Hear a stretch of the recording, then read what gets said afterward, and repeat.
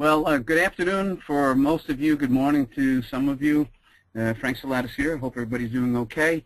At any time during the broadcast today, if you would care to send a chat, say hello, tell us where you're from, anything along those lines, share information, observations. We'd like to try to keep this broadcast somewhat interactive, give you an opportunity to share some of your thoughts about this particular subject. As you can see by the first slide, my name is Frank Saladis, and I did start International Project Management Day with an idea way back in 2004, and the idea really is to find ways to recognize project managers and show some appreciation for the work that project managers do every day. One thing that I say continuously is that I do believe that the position of project manager, I kind of refer to it as the unappreciated profession. Most of you that are project managers, I think, might agree that people know that you're important, or they feel that you're important in some way, but they're really not sure exactly what you do, and it makes it somewhat difficult for us to get the kind of things done that we need to get done, to be able to explain to people the things that we do as project managers, and to assure people that we're adding value. So International Project Management Day is a vehicle to say thank you. So we're hoping that as many organizations as possible that are out there will take the time on International Project Management Day, which is the first Thursday of November every year, to in some way recognize the project managers that are working every day with their teams to help an organization succeed. The presentation today is entitled Mastering People Skills, a Guide for Project Managers. And this particular book, I decided that based on a lot of my own personal experiences and experiencing discussions during training programs and with other colleagues and work experiences and so on, that it's a subject that can continue to go forward, to grow, that we can always learn from. There's always something new about working with people. I've done presentations on managing difficult people, on building teams and influencing people and things like that. And I really kind of focused on this area of people skills. So I put together this little ebook and decided that I'd like to share some of my ideas with things that I've learned throughout the years in my career with the rest of the people out there that are managing projects. We have about, at least the statistics tell us, that there are about somewhere between 15 and 20 million people around the world who are either managing, directing, or in somehow participating in projects. And that's a pretty sizable number of people. And one of the challenges, of course, that we have is managing the many different kinds of personalities of the stakeholders that we deal with. So that's why this webinar was developed in part to share some information and also to let you know that there's a book out there. I put down a thought about why we are here.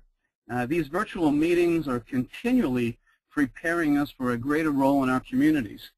We are not only gaining experience and improving our leadership capabilities, we are also becoming mentors, people who have the ability to help others find ways to make a difference in their lives, in their businesses, and in their own communities.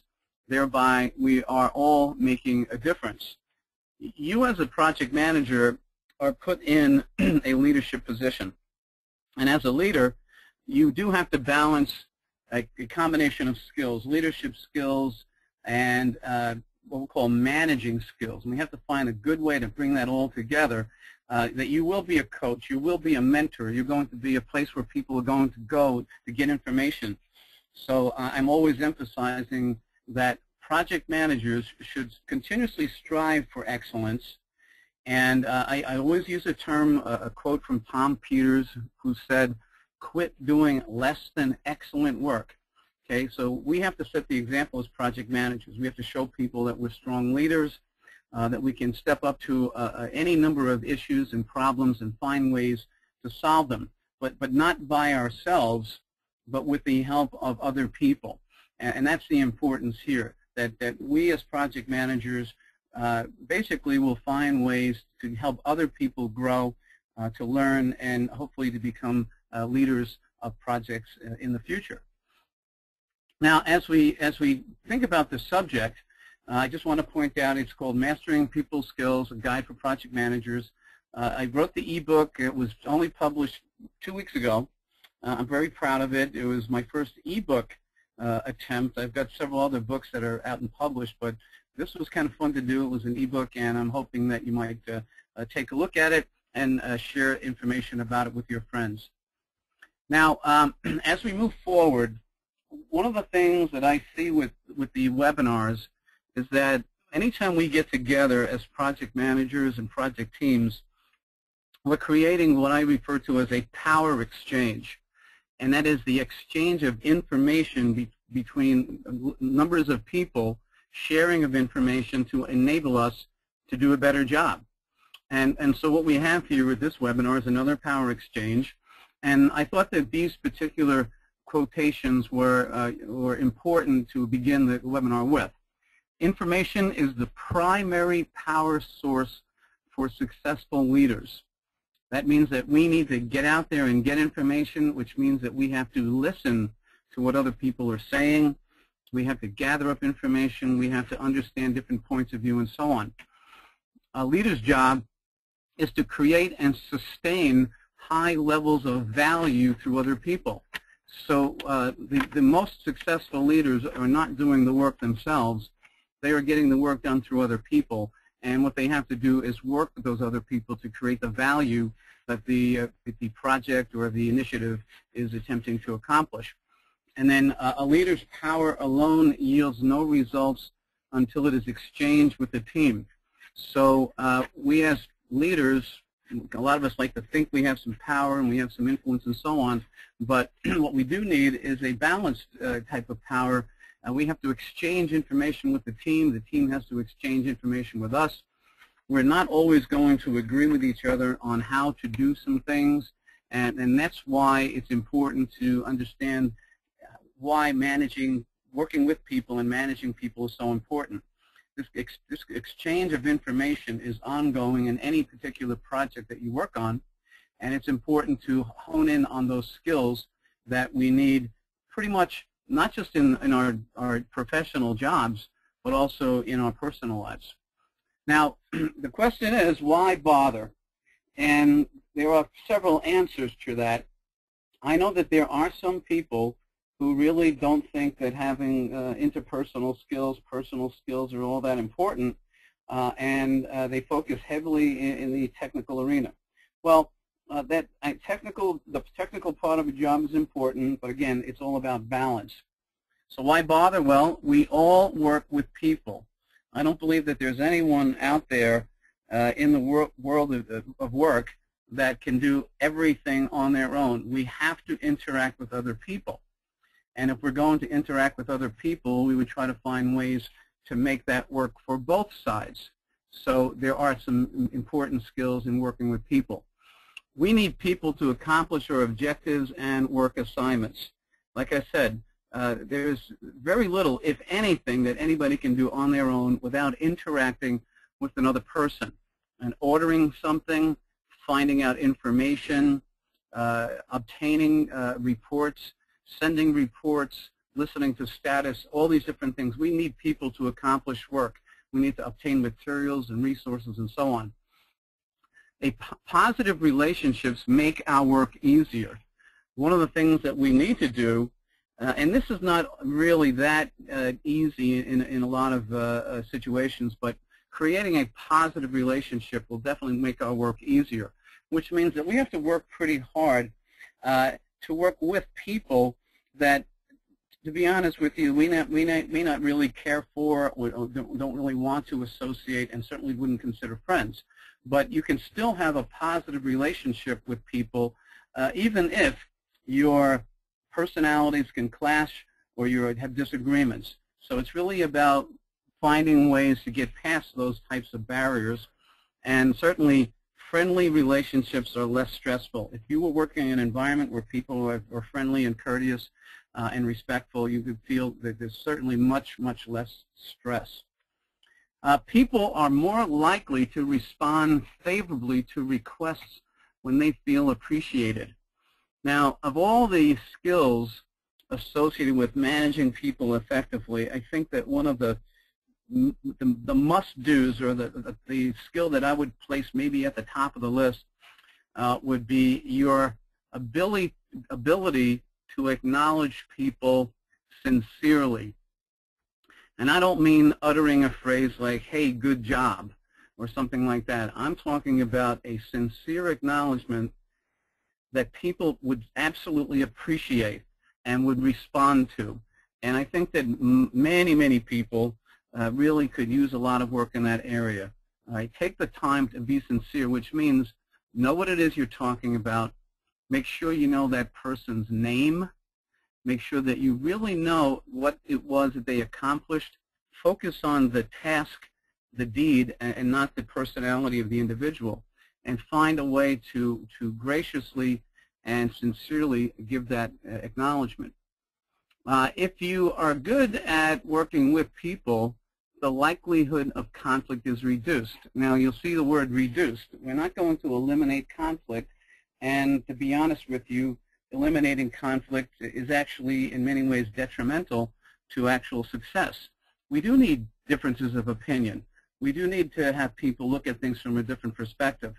Occasionally, the devil's advocate is actually going to be helpful in coming up with better solutions. But what we want to try to avoid is what we'll call the destructive type of conflict that generally touches on people's emotions deeply and can even become physical at times. So we want to try to avoid that. And also, if you're dealing with people on a very, very pleasant basis, and it doesn't mean that you have to be friends with everyone, but if you are a person where people see you as someone that's somewhat likable, someone that is willing to listen and work towards solutions, life certainly becomes more enjoyable. There's no question about it. Now, I'm going to ask you to do something here. I want you to take a few minutes and look at these questions and jot down some notes, some answers to these questions. Okay, consider your current capabilities and your future opportunities. And then there are 7 questions up there. I just want to see what you think that you might need to do in order to make some improvements in the way you are managing yourself and the way you interact with other people. So make a note. If you want, share some of those thoughts on the chat. We'll take a look at the items on the chat. But I'm really interested in hearing about what you believe to be important in terms of your personal development. To do all aspects of my leadership duties well, I need to improve what? If I were better at what? I would excel relative to my peers. Now, that question number 2 is not about being better than your peers and being a highly competitive individual, but we are working in an environment where your type of work that you do, whether you're a good worker or an excellent worker, the knowledge that you have, the performance that you provide, all of that is important in your career. And there might be something that you actually could be better than your peers at, which would help you to sustain your employment or create greater opportunity. If I improved something, what would that be? I would resolve an ongoing problem. Feedback from several sources indicates that I should improve what? In the future, my organization will need more people who are effective at. To advance to the next level of leadership within my organization, I should learn more about. The reasons why I should continue my personal development include. I think that these are great questions, things that will get you to think about your own personal development plan, things that you could do better. I think all of us as project managers know the importance of lessons learned, how we can do things differently. I am positive that most of you, if not all of you, have been in a situation once where you got into an argument or a heated discussion with another individual, and you walked away saying to yourself, well, that could have gone better. So think about these questions, make some notes, share a few of your thoughts in the chat. I'm just going to take a look and see if anybody is sharing before we move on here. Not seeing any chat information yet, but feel free to share some thoughts. You know, what would you do to improve your leadership? How could you be better at working with your peers? So feel free to at any time share some of your thoughts, and we will take a look at some of those items. Okay, one person, Scott, I think. Scott says market knowledge and existing products. Okay, that's a good idea. It is a pretty good idea for you to see what is going out there in the market, which means that you'll have to interact with several people to really get some insight. And if you learn more about the products, you actually become a little bit more valuable to your organization. So thanks for sharing that, Scott. Anybody else has any comments, please share as we move forward.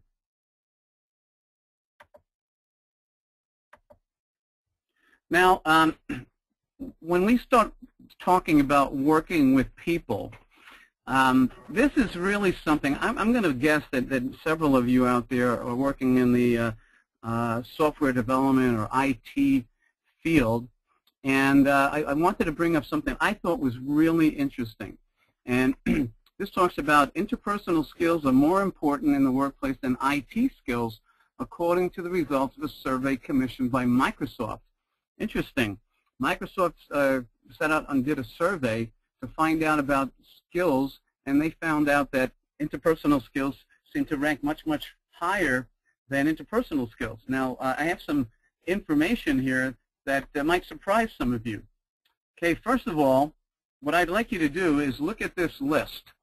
Now, this is part of the survey. Relative importance of each of the following criteria to IT executives when hiring a project manager. Now, if you take a look at these items, what I'd like you to do is read these items. I believe there are 15 items here. And what I'd like you to do is, if you have a moment, write down what you believe to be the top 6. Okay, we're talking about relative importance of these items listed. Which ones would you number as 1, 2, 3, 4, 5, and 6? Okay, so I'm just going to give you a few seconds to do that. Look over the list, make a note, and just jot down in rank order what you believe to be the top 6. If you were an IT executive, or if you could be in the mind of an IT executive, what would you select? So like I said, I'm going to give you just a few seconds to do that. In the meantime, what I'll do is take a look and see if with any other comments. Okay, we're getting some comments in here. I am new to my organization and product lines. Let's see. Okay, well, if you're new to your organization, that's a prime time for you to begin establishing relationships. I'm going to talk a little bit about establishing relationships later on, but if you're new to an organization, part of your success will be associated with your ability to connect with other people, find out what's important to them, what their priorities are, and establish some alliances. So that's something to think about. I'm seeing that Tracy is saying, number 2, spend more time on recognizing and appreciating members of my teams. So that's something that you would want to focus a little bit more on. I think people feel uncomfortable in some ways actually acknowledging other people. They're not even sure how to do it, and sometimes they feel even embarrassed about it. But that's something that all of us really need to focus on. A thank you, a very sincere thank you with a follow-up saying thank you for doing, and then describe what it was that you saw them do, is going to make a tremendous difference in how you work with people. Appreciation is definitely key. I'm seeing, looks like Kelvin, ability to communicate at multiple levels, dealing with ambiguity. experience, leadership, written skills, attitude, okay, ability to communicate at multiple levels, verbal skills, a cultural fit. Now that's a good example right there, cultural fit.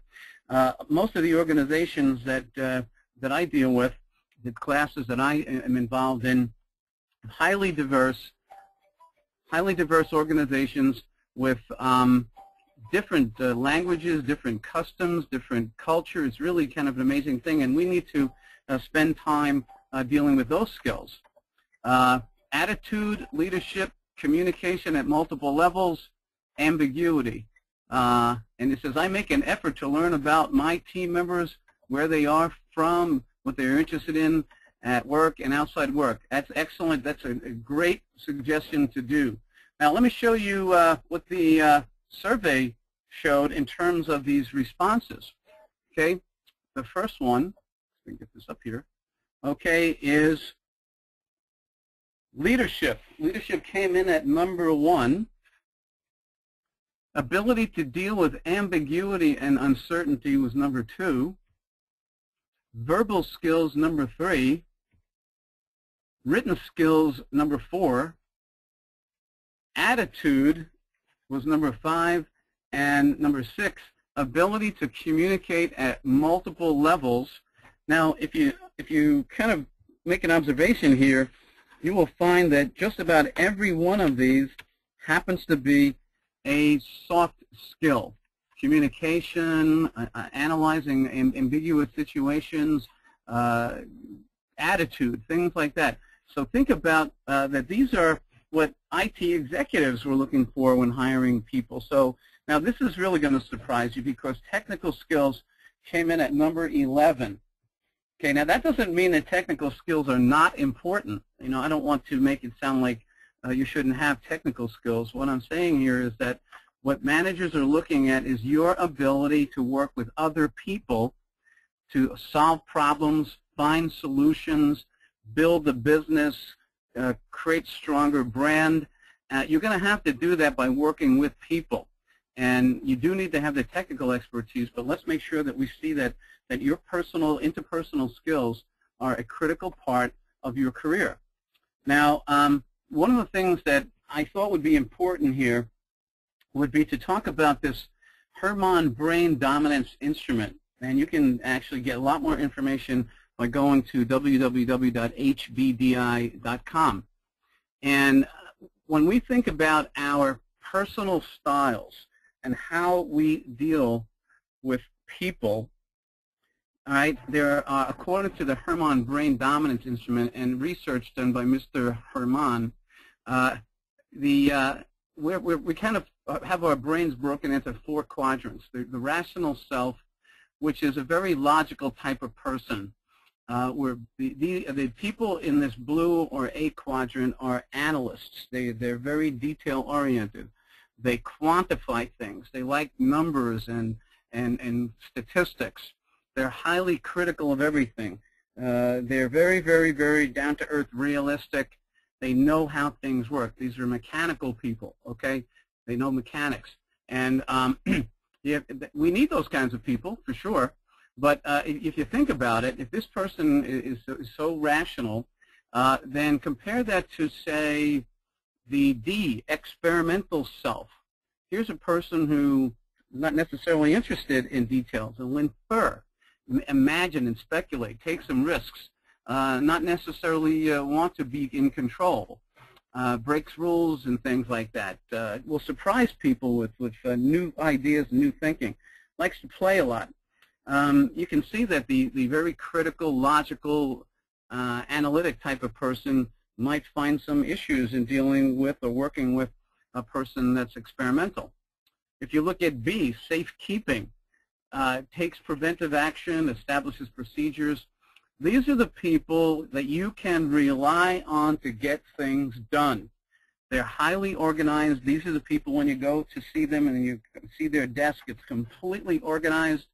Everything is in size order and shape order, and everything is piled neatly, and they know exactly where everything is. Quite neat.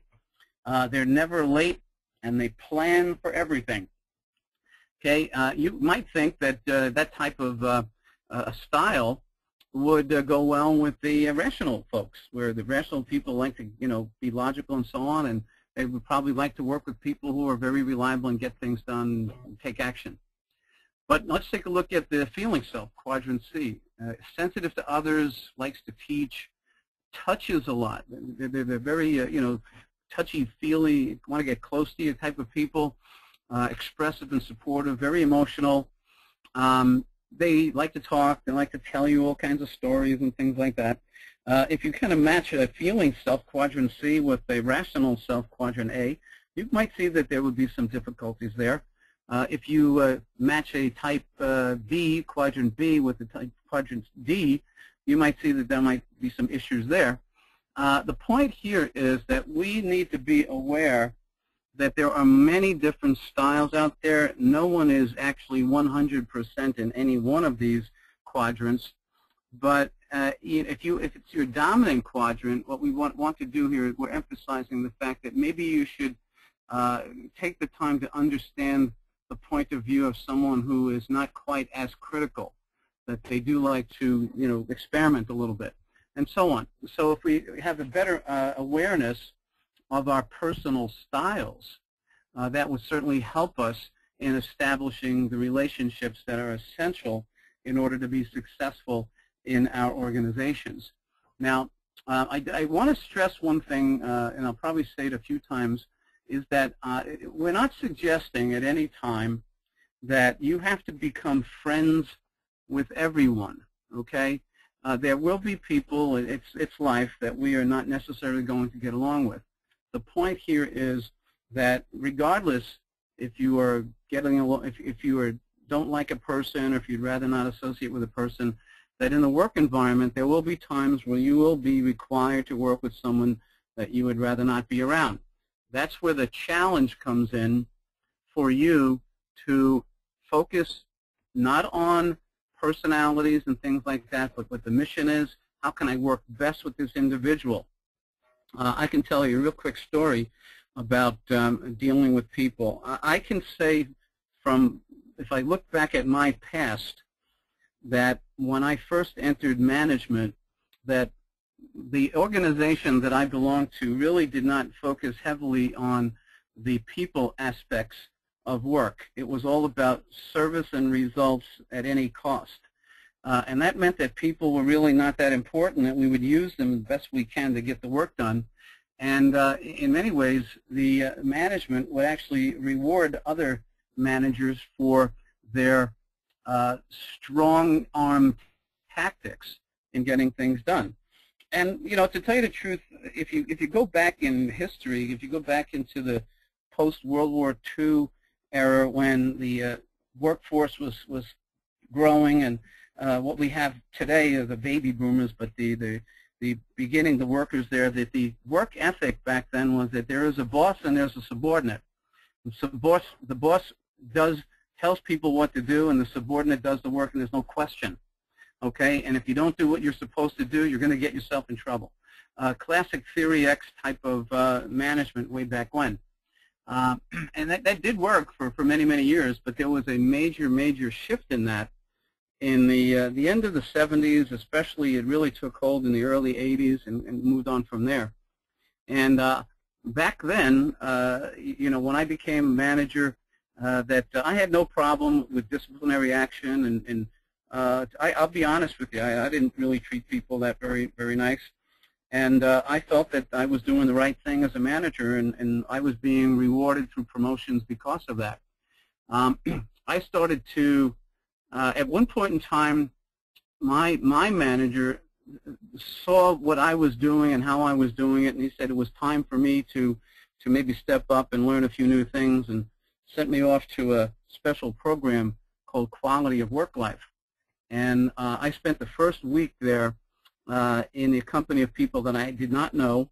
I did not have any idea of what their background was, what their rank was in the company, whether they were management or union officials or anything, and went through an entire week of finding ways to work better with people, become more participative in listening skills and so on. And I remember coming home from that first week of that course which is a long course. It started on a Sunday afternoon. It ended very late on a Friday night. And we had work every evening up until 11 p.m. I just remember coming home and saying to my wife, you know, this is really tough. I'm struggling with this. They're teaching me that people really matter. And, you know, you might be laughing at that, but I can tell you that it was a struggle for me that all of a sudden I have to start treating people nicely. I had a person come up to me once and said, you know, Frank, you can move people more with a cube of sugar than you could with a 2x4. And I was pretty much known way back when as carrying a 2x4 to get things done. And I can tell you that the transition took a while, but I can say for sure that it is far better to be working with people who want to be around you than to be in a situation where people are going to run from you. So I can personally attest to that you really need to focus on strong personal skills and dealing with the feelings and the viewpoints of other people. Okay, so those are some things to think about. I'm just going to take a look at the chat box there. Cultural fit in written skills. Think about your personal experiences in dealing with people. Are you using strong arm tactics? Are people in your company using those strong arm tactics? What are some of the problems that will develop by using those kinds of techniques in order to get things done? Now, I think this is a very important thing to talk about. Now, you'll notice Bill Gates' name is in there. One of the most important changes of the past 30 years is that digital technology has transformed almost everyone into an information worker, said Bill Gates in a statement. In almost every job now, people use software and work with information to enable their organization to operate more effectively. And you're saying, okay, well, we all know that. Well, look at what else he said. Communication skills and the ability to work well with different types of people are very important too, he said. Software innovation, like almost every other kind of innovation, requires the ability to collaborate and share ideas with other people and to sit down and talk with customers and get their feedback and understand their needs. Now, here's the guy that was basically king of the digital age telling you that, hey, you need to work on your communication skills. So that's very, very important. You know, so this is information from a well-known person in the field suggesting to all of us, work on your people skills. Now, some tips, some things that we need to think about when working with people. And this is kind of a little checklist of things that you should be doing. At least consider doing these. And I think it will help establish a better relationship between you and your associates, with you and your customers, even with you and people at home. Respect everyone you encounter and treat them as a potential VIP. If you actually do that, can you imagine the kind of reaction that you'll get from people, even people that you don't really know? And I treat them like they were very important people. Don't underestimate someone's ability to teach you something new about life or work. Now, I am a graduate of the PMI Leadership Institute Master's class, and we take additional classes at least once a year. Last year, actually, I think it was a little bit more than a year ago, I was in a class in Dublin, Ireland, and I picked up something that was really interesting from the professor. And he said, make everyone a teacher. So you need to think about that. In all of your interactions every single day, the people that you are interacting with, customers, bosses, subordinates, peers, and so on, they're all doing something that you are observing in some way, and you can learn from. You can learn not to do something that they're doing, or learn to do something that they are doing. In any case, observe what people are doing and find out what the reaction is. Observe the reaction or the consequence to their behavior, and take note of that. We can certainly learn from just about everyone, even from people that we don't necessarily like to work with or may have had an argument with I guarantee you that you can learn something from what they are doing. Don't assume that you are the smartest person in a room full of people. I think that I remember a quote somewhere that said that the best leaders surround themselves with people smarter than them. So if you think you are the smartest person in the room, it won't be long before people start to figure that out about you, and possibly will back away from you. So don't make that assumption. Find things that you can learn from everyone, and if you do know something that other people don't know, then find a way to share it in such a way that people will appreciate the sharing of that particular knowledge. Be open to the possibility that your opinion is flawed and your outlook may be wrong. I'm sure that most of you have had at one time dug your heels into a position swearing up and down that this is the way it is, and you've got all the information, only to find out that you were incorrect, that you misunderstood some facts, that the facts were really not facts at all, and you created a situation that could have caused some damage to you. So, you may have information, and it's great, and if you can support it and you know that it's true from factual information, that's great. But at the same time, there will be times, I believe, when you are going to say something and believe you're right, only to find out later on that you were wrong. So let's make sure that we are open to that and say, okay, you know what, you might be right on that. Let's look into it. Let's validate it.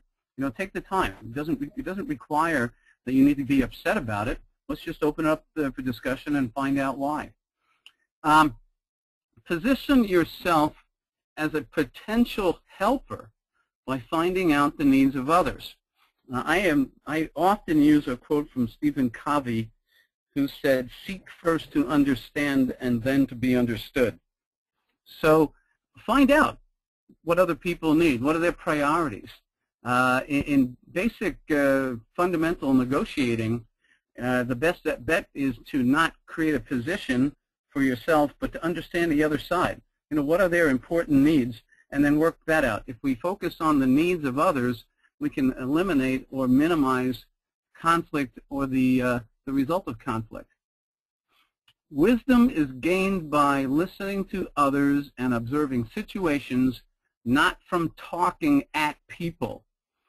So the emphasis here, of course, is on listening. I ask the question very often when I'm within a large group of people. I ask the question, how many of you out there are excellent communicators? And to be honest with you, in only a very few cases has anyone ever raised their hand to say that they were an excellent communicator. But on those instances when someone did, I inquired, well, what makes you an excellent communicator? The answer always came back, because I listen. So we do have to focus on being much, much better listeners. Okay, I share another quote. I like this particular quote, and it's not necessarily targeted at managers, but the quote goes, "The trouble with management is they spend more time listening to what they are about to say than what is being said to them." Now, if you are listening to what you are about to say, there's no possible way that you could be listening to the information being provided by the other person. Be truthful but tactful as you interact with others. In other words, the truth is not really a weapon. It's something that you do want to share, and sometimes telling the truth is a little bit unpleasant. But how you deliver it, delivery is going to be key here. When you're delivering information to people, it should be done with respect and sincerity. Okay, make sure that you have your facts in order. Okay, and try to maintain your composure and minimize your emotions in situations like that. Now, creating a positive relationship. Okay, these are some things, these are steps that you might want to take in creating that positive relationship. Now, before I actually go through that, this is another opportunity for you with the chat option to share with the folks here what are some of the things that you do. If you are very good at establishing relationships with people, what are those things that you do? How do you actually establish the relationship? Now, I'm going to take a look at a chat here. It says, hi, Frank. What would the perfect PM look like? A mix of them all. You know, that's a really, really good question. I like that question. And you know what? I run a class on creativity and innovation for project managers. And one of the exercises happens to be to have these people in the class in small groups draw a picture of the perfect project manager. Now, I want you all to think about that. If there was a way to share this, the exercise would be incredible. You would really get a good laugh out of this, but you'd also learn a lot of things. So Stephen, let me just tell you what people think of what the perfect project manager should look like. The first one that comes to mind is a drawing of a project manager who's basically standing in front of an orchestra, and this project manager is holding a baton, and he's looking out at a group of musicians. Each of the musicians is holding a different type of instrument, and the project manager, as the conductor, is now working with them to make sure that they are all on the same page, reading the same sheet of music, that they're all in the right time, and that they all come in at the appropriate time, right down to the person with the little triangle. So in their view, the perfect project manager is a person who can bring together a large group of people, get them to work in harmony by providing direction in such a way that it's enjoyable. So that's one way. Now, another one, and you're going to like this one. This actually was drawn by a team of people down in Trinidad, and this is a project manager who was sitting on a beach in a lounge chair, holding a nice, cool beverage, umbrella above the lounge chair, sitting there in sunglasses and a nice hat, and on a beach, and a very scenic beach with mountains in the background and so on. And I inquired. I said, okay, I'm not sure. What does that mean? This is the perfect project manager. And the response was, well, the project manager is relaxing, sitting at the beach, enjoying himself because he has such a great team that they're doing all the work that they need to do. They're keeping him informed, and he has the time to sit back and relax. So that's another example of the perfect project manager. Many of the other drawings show a project manager with 8 arms, 2 heads, an extra eye, eyes in the back of their heads. They're connected directly to the internet. They have some type of attachment someplace in their body that they can connect to the internet in any way, shape, or form. They're carrying a cell phone, a laptop, an iPad, and a couple of extra cell phones as backup. Some of them draw the project managers on roller skates, wearing armored suits and things like that. So let me say this. I think that my opinion, the perfect project manager, and I don't know if there's anybody out there that's actually perfect, but if you are a good, strong administrator, in other words, you're organized and you can delegate well and you know what's going on and you're timely when you need to go to meetings and people understand what they have to do, and you're a good leader in that you are motivating people, that you're listening to people, that you're very honest when providing performance feedback, that you are sensitive to the emotions of other people, that you are aware of your own personal emotional quotient and the emotional quotient of others, in other words, emotional intelligence. If you are a good communicator where you can clearly explain yourself to others, that you have the patience to listen when other people are confused or need to inquire, I'm going to say that those are all things that would help get us towards being the perfect project manager. That the perfect project manager is in a constant learning mode. So that might not answer your question completely, but I think you get the idea behind that. Someone said smile before answering the phone. confront privately, standing near shoulder to shoulder, creating positive relationships. Go to a pub. Okay, that's a good idea. If you can do that, if you have the time to get out and get away from the work environment, and not even talk about work, talk about something fun, talk about your favorite football team or your soccer team or something like that. Those things are really helpful in helping to break down barriers. So it says here, so a mix of the 4 quadrants you showed before. Yeah, I'm going to say it is a mix. You do have a mix. You might be dominant in one. What I'm going to suggest about that, if you are in quadrant A, the blue quadrant, where you're very, very logical and critical, that you might want to try to see things from the other person's perspective. Another thing that you might want to think about is there is a book. It's called The 6 Thinking Hats by Edward de Bono, which gives you an opportunity to see the world through the eyes of other people with different personalities than you. But I really think that having an open mind and understanding where other people are coming from is going to be key. Let's see. So anyway, that's just some thoughts on the on what I think the perfect project manager would be. Okay. One other thing here, if we talk about positive relationships, is managing relationships. If discussions or negotiations stall, then you need to find a way to seek something common that you can agree on. It is very, very critical in negotiations not to be firmly set in a position, because if you have 2 different sides with strong positions, then neither side's going to move. So find something common that you can build on. Take this common ground and think about opportunity. Well, okay, this didn't work. Well, how about that? Let's try a different approach. Staying positive. I think that negotiations can be stressful at times, and we have to be realistic about it. There's nothing easy about any of this. But if we focus on our own personal attitudes, we don't take things personally, and we step back and relax, and that also means step away. Let's take a break, come back in 10 or 15 minutes, or even another day, that you'll have some new things to think about. Give yourself some time to breathe and to look at things from a different perspective. Avoid emotional responses.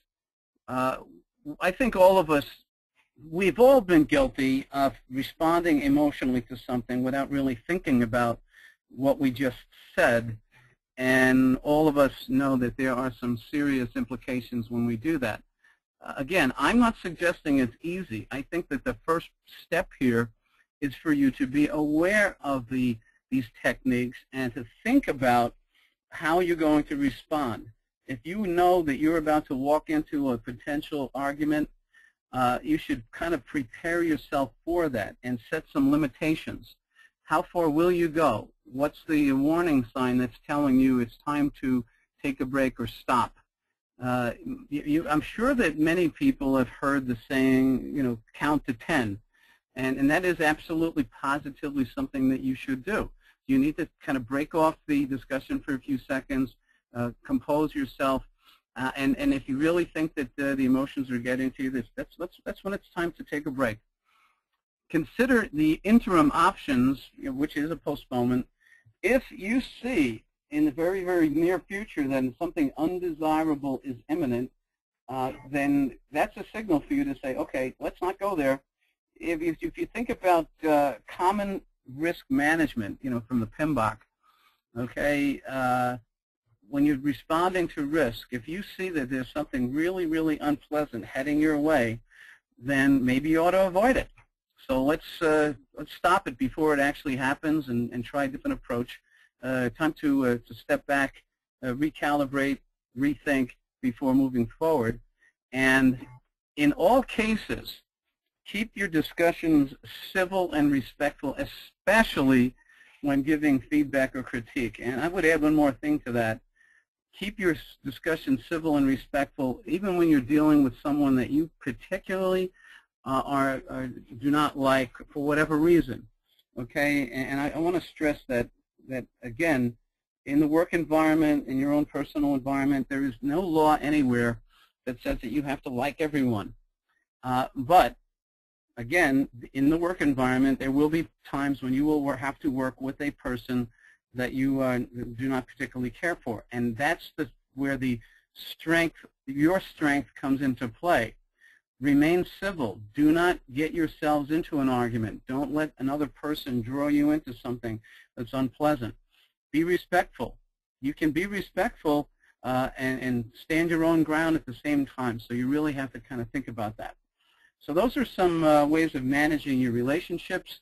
If I just back up a little bit, there are some ways here to create relationships.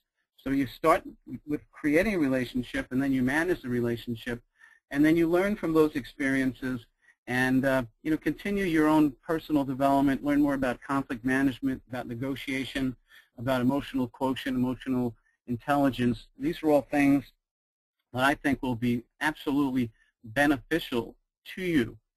So these are things that I'd like to make sure that you're aware of. Again, if you're interested, this is a very short book. It's something you can probably read in about 30 minutes or so. It is a collection of things that I've learned over the years.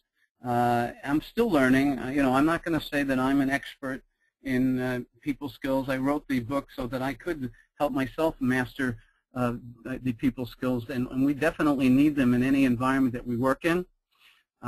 If you feel that you want to learn a little bit more, I encourage you to take a look at the book, share it with your friends. I think that you'll find it very useful, and it's a great addition to your project management tool case. We have some upcoming webinars. January 25th, the Project Management Institute Educational Foundation. And this is leveraging the power of project management through community programs and project management life skills for young people. Our speaker will be Catherine Shaver. I believe she's the immediate past chair of the PMI Educational Foundation. And then on March 18th, Integrating Balance with Debbie Roach and I think it might be Debbie Rock. I'm not sure, Kay, if I'm pronouncing her name right. And Deborah Wojdan, and I'm not sure if I pronounced that name right either, but I had the pleasure of meeting both of the authors, and they have some very, very interesting ways to share with you about this balance. It goes well beyond what we call balancing work-life. Okay, very interesting approach, something that's definitely worthwhile. You want to put that on your calendar. We have a few minutes here before we close out. If anybody has any questions or comments, anybody have anything they'd like to add to the discussion before we move forward? Just curious. Hopefully you found some value out of the session, and we will continue to have these types of sessions going forward as we promote International Project Management Day. And I see on my slide that it's not 2012, it's 2013. It's the first Thursday of November every year, and this year it's November 7th, 2013. There are lots and lots of events planned around the world. You can visit the website, www.internationalpmday.org, and you will find a lot of information about what's going on. We've got some new plans coming up. We're still looking for volunteers to help us out with certain things, including managing these webinars. If you happen to be someone who is a speaker or know of someone who would like to speak at one of these webinars, please share that information with us. You can send it to, you can post it at the website, or you can send it to myself, Saladis, PMP, @msn.com. So anyway, let me see if there's any other comments here. Okay, can we get a copy of the presentation today? This presentation will be up on the International PM Day website probably within the next couple of days. It says, Frank, thank you for an informative session. You always bring something new to learn. I'm happy to do that. I'm always learning myself. And if you have something that you would like to share, a topic that you would like us to find a speaker to present, please share that with us. We're looking for speakers for for April, May, June, all the way up to November.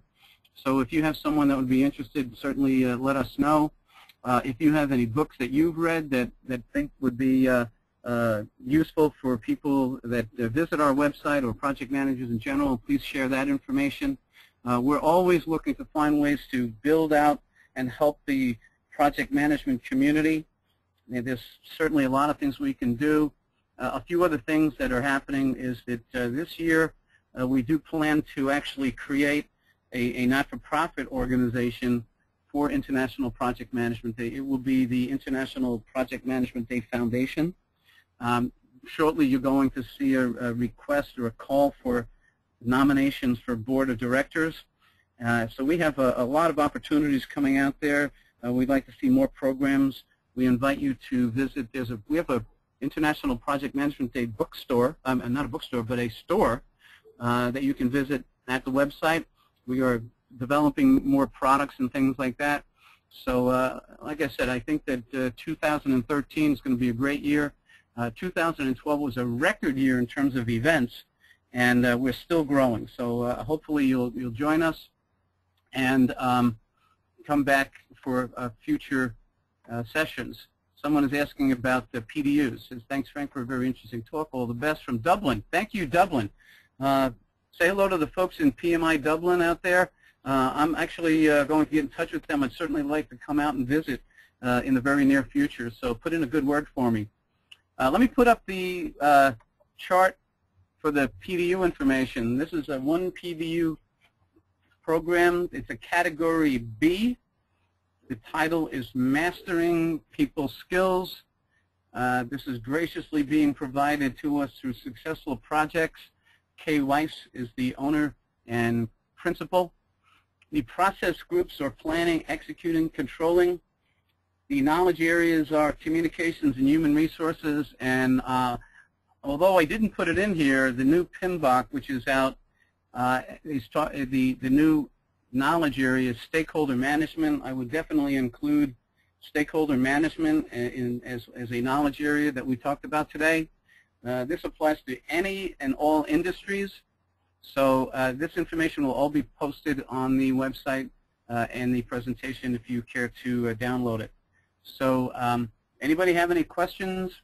Let's see. We have our previously recorded webinars on the International PM Day website. The answer is yes. We have webinars that go back to June of 2012.